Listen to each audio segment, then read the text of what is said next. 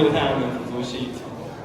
然后现在世界各国都在提倡环保，然后各个车厂都要研发电动车。现在面临的是地球暖化的危机，还有缺电。这种油电双能源车解决了石油以及废气严重污染的问题。我们想到另外一种交通工具，一样是能驱动，但不会制造废气。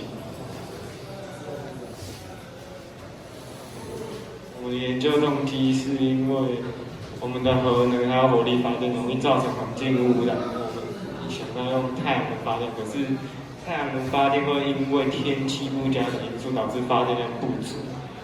我们想借由电能作为主要能源，太阳能来做辅助。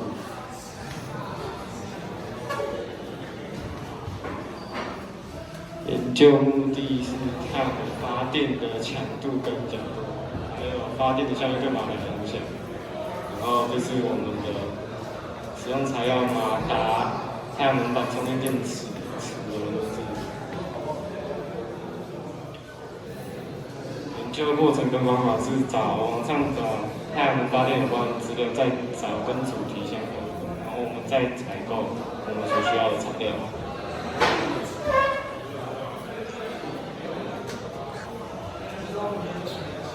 那这是我们量测电路的结果。结果最终就是电池发电的话是比较高的。那结论就是，因为强度跟要测量强度跟角度，可是没有适合的仪器，所以无法测量。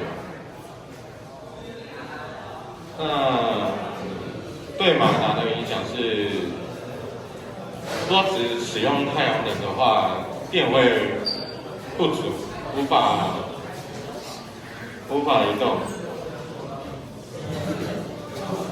就是我们的系统就是太阳能还是不足以就是当做它整体的，就是不能只用太阳能当做它的动力，所以我们一样是使用我们的原本的电力车来做它的主要系统，然后太阳能是作为辅助，然后经过我们的作品是，就是如果只用电池让它当做能源去运转的话，它是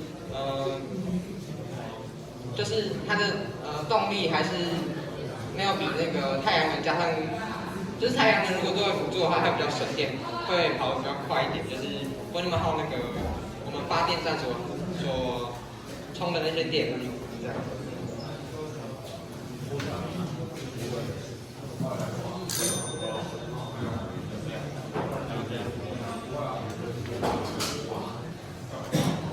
请问这个整个套件是珍珠买来，还是自己有拼装？这个做个别的采购？这一开始学长他们有留下来这个基地，然后我们有一些零件是我们自己去买。太阳能板的改大，然后还有马达跟电池。好，因为我们专题最主要的宗旨就是让同学动手做。如果是买来的话，就是这个买现成的，那就失去专题的意义。好，所以你们的确是有动手做。好，那我们开始。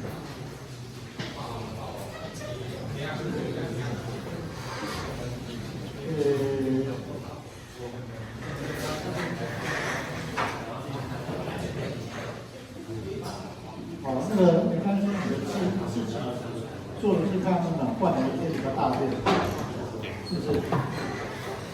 然后马达去更换，因为我看这马达固定做应该不是你做的，这个固定做对。那它可以跑多快？你们试做过？所以在太阳底下。在它底下你把电池如果拔掉的话，它到底能不行，所以它要靠电池来做。所以你的太阳能是先充你的电池这样。电池的电加上太阳能电池。你这电池是充电电池，就是太阳能去充电。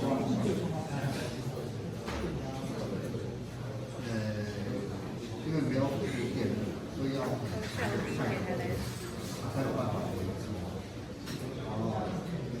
所以你们回去你们之后可以试试看，就是基本上这颗马达如果的电压是按如果供给它的话，基本上你把电池拿掉，从线路接过去，你看它哪个应该是可以。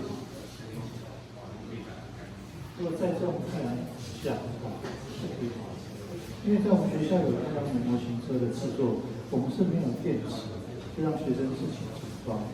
这太阳能板，他们这方面比我们的大很多，更大的一些，所以应该它的能量是够的，所以马达是选择比较大颗。